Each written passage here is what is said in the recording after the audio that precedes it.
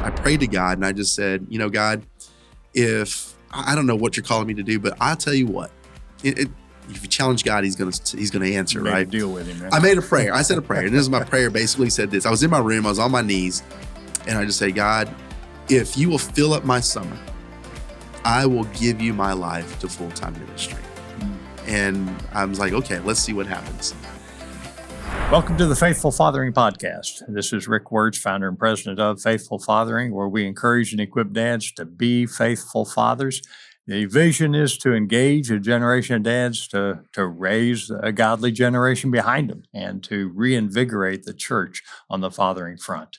This podcast series, we're talking about sports is life, but that's we talk about how much we love sports, we enjoy sports, and our charge as parents and as particularly as dads is to not get things completely dependent on chasing a sport. Now, I confess, my son played 100 plus baseball games a year and just fell in love with baseball. But that was after a number of years in soccer on the soccer field and doing the other sports as well. He focused in on baseball. But what we're talking about here with Tico Montoya. Tico is the associate pastor of Monument Baptist Church. Welcome to the studio. Tico. Thank you. Thanks for being here. And we talked last segment about your upbringing and your love for sports, and I know that you have a journey to ministry, specifically sports ministry, which is I find fascinating. I wish I'd have found that, but I'd like to hear a little about how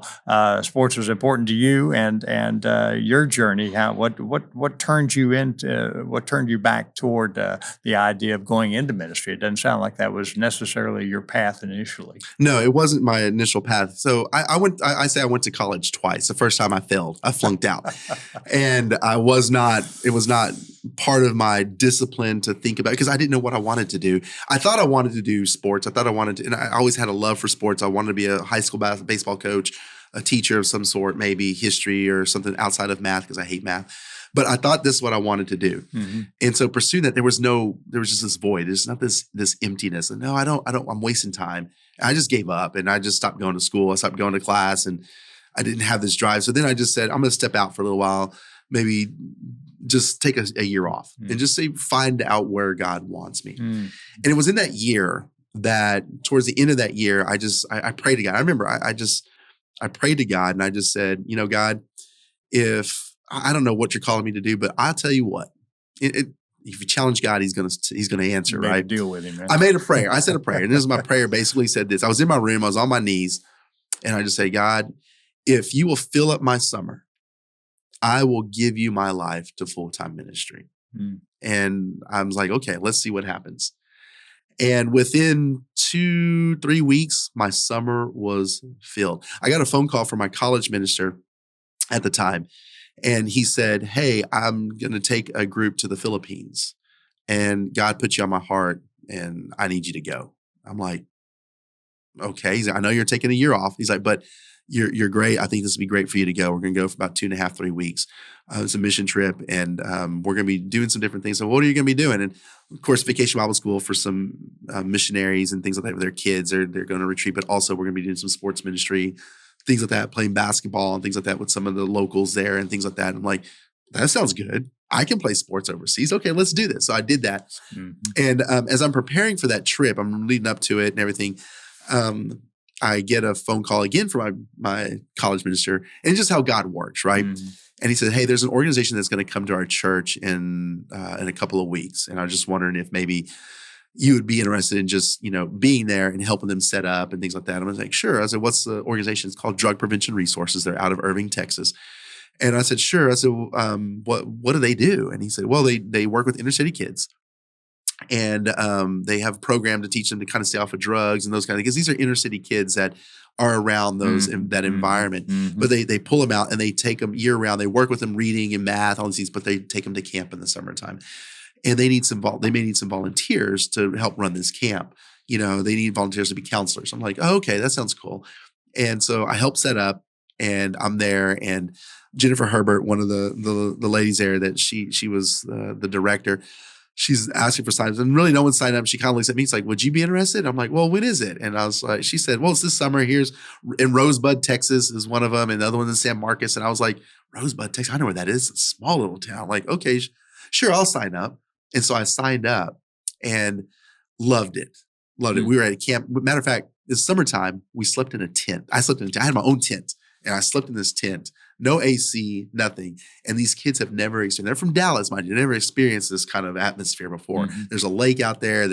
So it was really, and I got some funny stories I'll share another time. But as we're playing basketball, we're playing football with these kids, I'm just like, man, there's something to this. And I remember God saying, I'm filling your summer up. And so after that summer came, or after that camp was ended, Jennifer came up to me and she just said, you're really good at this. I know we've kind of asked you to help us with this next camp. Can you help us with this next camp for sure? I was like, yeah, I can. And she's like, okay. And after that, we need to talk. I'm like, sure. Okay, no problem. And so I did that camp and then I did another camp for them. But at the end of that talk, though, at the end of that week, at the end of that other camp, before we ended up going to another camp, she talked to me. She said, how would you like to intern for us next summer? I was like, whoa, hold on. Hold on. God, I just said your summer, just a summer, not 2 summers. And he said, hey, when you surrender to me, you surrender all of you, not just your past, not just your present, but your future as well. And I'm like, wow. So I said, I'm going to have to pray about this. I'll pray about it. She said, well, you got some time. Just let me know. Went home and I prayed and God said, this is me. This is nothing else but me. So you got to do this. And I remember having a dream that night. And I remember I was in our old church growing up, and there's Jesus. He comes out of the elevator, right? But it's not Jesus as you normally would see him. He's Jesus like the Passion of the Christ Jesus, like beat up, and he couldn't even talk. And I fell down and said, I just remember he's coming out of the elevator, which is strange. And so I fall down. I was like, God, Jesus, oh my gosh. He's like, get up, stand up, my son. But it's like, get up, my son. Kind of like Rocky Balboa, yo, Adrian, like, get up, my son. And I was like, what do you want me to do? And he just said, I want you to cook for me. I need you to feed my sheep. And at that moment, I was like, I woke up and I was like, okay, God, you got me. And since then, it has been go, go, go, go, go. And then the next summer I interned. And then the following summer, they invite me back and I interned again. And then I came back and I interned. And then I got a phone call. I did a Disciple Now. I got a phone call from a missions pastor. He said, I want you to intern for me at a church in Pasadena. I want you to intern for me. Will you be my summer intern? I said, sure, absolutely. I did that. And then he sat me down and said, hey, what about you going back to school and we'll help you go back to school and go to Houston, now Christian University. It was Houston Baptist. We'll help you. You got a scholarship there. We'll get you going. And I was married. I had a kid at the time. And I was like, sure. He's like, we'll even work out a deal where we'll get your apartment paid for. You'll work through apartment life. And so it's a ministry. You go to school, work part-time for me. You got housing, you got some money, and you can do that. And I was like, wow. So all within the course of 2 years, God laid out a course and said, I've got a future for you to prosper, a future for that is successful in what I need you to do and want you to do and can use you. And that summer when I interned for the church as a missions intern, the one thing that Bill McMillan told me, he's one of my mentors, he said, I want you to do sports camps. Go around, go knocking on apartment complexes' doors, whatever you have to do. I said, okay. So I went to all these different apartment complexes. In some apartment complexes, no, we don't do that kind of thing here. But I went to some of these low income places and we played dodgeball, we played baseball and football and kickball, but we shared the gospel with these kids. And we brought cookies and we brought punch and we brought snacks and we did crafts and all these things. And I had a little team of people helping me out. And we went and we poured in. That summer is what I did. And then on top of that, I interned another part-time job. One of the jobs I did there was I was outreach coordinator for the YMCA, Casa Boom, which is no longer. It's on the bottom of 610 and south side of Houston. And we worked in an apartment complex behind there. And we did the same thing. And I just worked with kids and playing sports and taking them to places and stuff like that. So it's always been part of me. And God just said, sports ministry is a huge ministry because there's so many kids that are attracted to sports. But and I didn't realize at the time that the church, they weren't attracted to church. But if you could take the church to the sport, they would be attracted to the church, And so just mentoring kids and showing kids through sport, Christ through sports, and sharing that with them is amazing. And then you flash forward to when I was in college and I'm going to school. We get out of apartment life because God says, I want you to do this on your own. You and your wife, find an apartment complex. I'm going to lead you to the apartment complex. Actually, I've got one planned out. So he showed us where to go. And it was kind of a lower income. And we went there and we had done a sports camp there before. And we get there and said, this is where we're going to be. We're going to invest the next 2 years until I graduate into this apartment complex. And we lived upstairs, and next door was this kid named Rudy. And he was a good kid in our sports camps. And so we had him over one day and we said, hey, we're going to start a little Bible study. Would you like to join? He said, oh yeah, can I invite some friends? Absolutely. So he invites Shaq, he invites Rudy comes, and of course Jace comes, and all these Keytron comes, all these guys come, and they show up at our door, and we have food for them. And we thought we made a lot of food. We didn't make enough because of course we don't know teenage boys at this time. We don't have teenagers, and they just gone. But we met with them weekly. We started taking them to church, but they met, and 2 of those guys accepted Christ in our living room. I was able to baptize them. And I saw that as an avenue saying, wait, there's something about this. It all started with a basketball game or a football game, and sports. And it was able to transcend, to get into their lives. And God said, see, I told you, you take me to the sports, let me do the work. It's not you, but let me do the work. And I guarantee you will see that. And then off from there, went to seminary. And then I got a call back and said, hey, we need the church I interned and said, hey, I need a family life minister, which is sports ministry. I need somebody, a guy, he's leaving. Would you mind coming and doing that? And I said, absolutely. And so I accepted the call there, and I ran upward basketball, upward soccer. I started a flag football program there. I did exercise classes. I did all those things, in men's basketball, Wednesday night basketball for guys, 18 plus. And so I did all those things, and I always shared the gospel. I always shared the message of love. And so it's just part of naturally who I was and who I am. And so God really opened up those avenues and able to do that. And it's funny because even last week, I talked to a guy, he texted me and said, hey, I got a guy that's started an AU program. He needs to talk to you. I told him, you need to talk to you. And I'm like, James, I haven't talked to this guy in forever. Right. And so Carl, this other guy that I met at the basketball program that I did on Wednesday night. So I know these guys that are reaching out to me. And I've seen God transform men's lives, young men's lives. It's just amazing. And accepted Christ in my office and say, hey, they just show up. Or some of them coming from like, man, Nate, this guy, Nate, he was this young guy at the time, and he just come in and he played basketball and he'd go to the trash can and throw up. He's like, Pastor, I'm trying to wean myself off of drugs. And I'm sorry. I know you don't want to see this here, but I want to be here. I need to be here.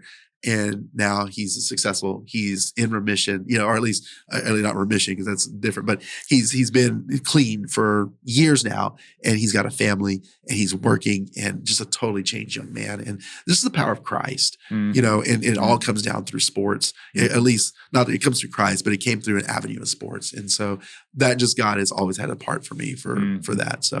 So your journey has really been the Lord had took you through a failure. Yes, a failure. Yes, absolutely. Did you ever go back to Hardin Baylor, or was that where you started? No. I started in Bryan College Station. Okay. At Blinn A&M. Okay. And there, I started there, but I was like, no, I'm not going there. I'm going to go. And so when I chose, because I want to go into ministry, and going that avenue at a public school was not going to allow you to do ministry. And I thought it would serve me better if I go to Bible college. So I chose Houston Baptist. Right. So that's but the Lord really took you on a very crazy journey, answering your prayer. Absolutely. You had the cognizance to go to prayer and turn it over to the Lord, but then you just obeyed. Right. From that point on. Right.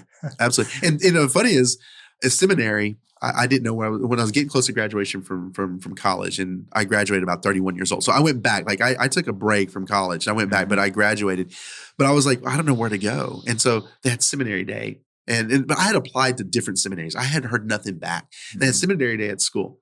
So I'm walking around and I see all these seminaries. Like, I've applied there, I've heard nothing. It's been months. I haven't heard anything, which is strange because you're usually right on top of it.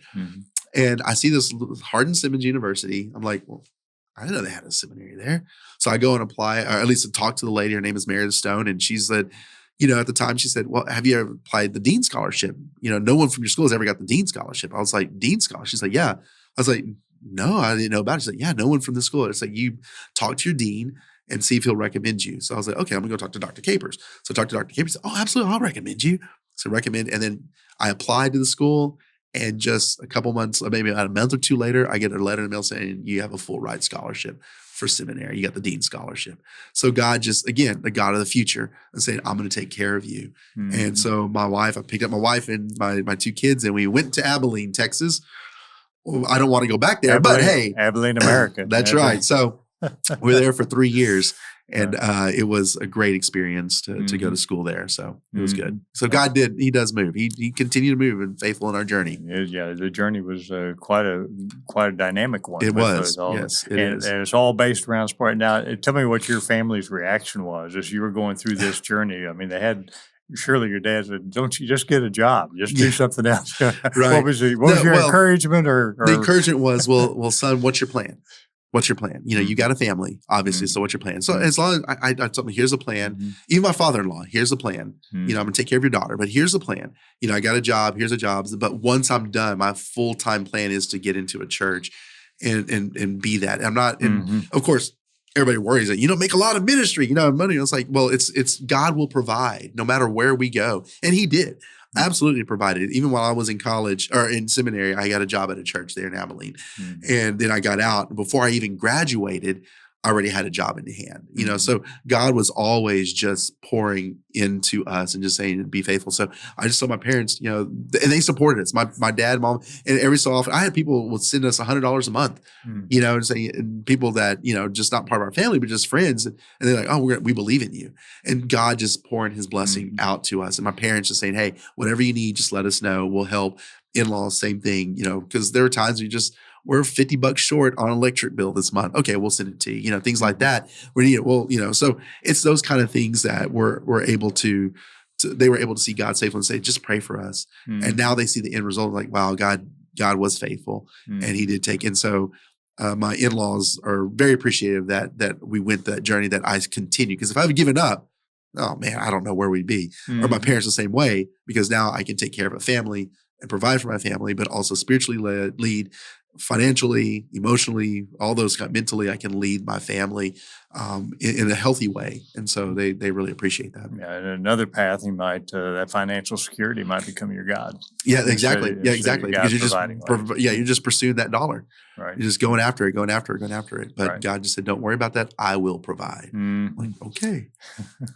Well, what are your, again, with dads out there, maybe there's a course correction in a dad's life going on right now. Maybe he's realizing he's in the wrong place, or he has a child that's out there that's struggling. What words of encouragement? Is there any particular peak or valley that you remember that just said, okay, this is where you need to be? I mean, there are a number of affirmations you received that you've mentioned, but anything in particular that just said, yeah, I need to go this way?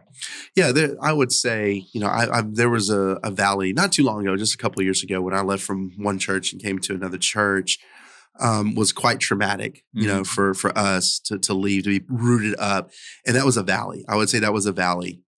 But one of the things that I learned through that process, and parents, dads, to learn through the process that I had to learn, was a discipline of being still and being quiet. So many times other things distract us, and anxieties, depression, or just life itself, going to and from, groceries, gas, and you're worried about different things, that we don't spend time alone with God. And so I had to learn to slowly incorporate silence in my quiet time with God. And it's just really just taking 2 or 3 minutes of just sitting still with nothing, no music, no anything, and just sitting before the Lord. And I didn't realize at the time the importance of that completely, because it just, you don't know that until you start going, because when you're going through something, you're going through a storm, you're going through a trial, there's so many things just coming at you. But when you go through that and you're just quiet before the Lord and you just sit before the Lord, it's just, I'm just waiting on you. I'm waiting on you. And I learned to wait on him. And I knew that although tough times were present, and we were going from we're making a big transition, God said, I will provide for you. I've never let you down. I've always provided for you. Trust me now. And John 15:5 always came to my mind. And it's one of my new favorite verses. And it's just, I'm the vine, you're the branches, It just that reminder, be a part of that branch, because apart from me, if you remain me and I in you, you will do much things, but apart from me, you can do what? Nothing. Mm-hmm. And so it was just being part of that. But I would say implement a quiet time. Like I'm not saying spend time in the Word, the Bible, quiet time. That's important. Yes. Mm-hmm. What I'm saying is literally quiet, where you sit still Mm-hmm. and you just be comfortable with silence. Mm-hmm. Be silent before God and just be able to drown out all distractions, Mm-hmm. and that became a spiritual discipline to really hone in on. Good. And that helped me through so many anxious moments Mm-hmm. and so many times of just trial and just tribulation of things that were going on. And all these things that were just pulling me in different directions. And then God just spoke clearly to me in a whisper Mm-hmm. and said, I've got a plan for you, and open up the door for us to move to be at Mount Airy Baptist Church in Deer Park. And that's where we are now. So And I think your story takes you back to that still quiet voices, that whisper, general whisper, is Elijah in the cave, right? Yes, that, yes. He had the wind blew, and it wasn't God what in the wind, the earthquake, God wasn't in the there. earthquake, the fire, God what in the fire. But those are all things going on in our lives. Mhm. Wind, the earthquake, and the fire. And if we get distracted and into that, then Right. we're not going to hear We're that not. small whisper. And it comes from God.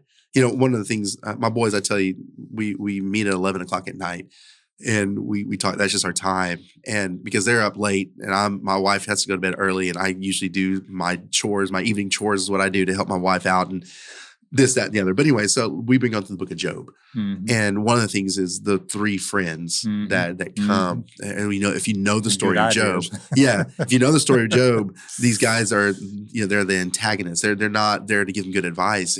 But at the very beginning, when they first encountered Job, it was probably the only correct thing that they ever did. Because once they opened their mouth, it was just all folly coming out of their mouth. They sat silent. Mm-hmm.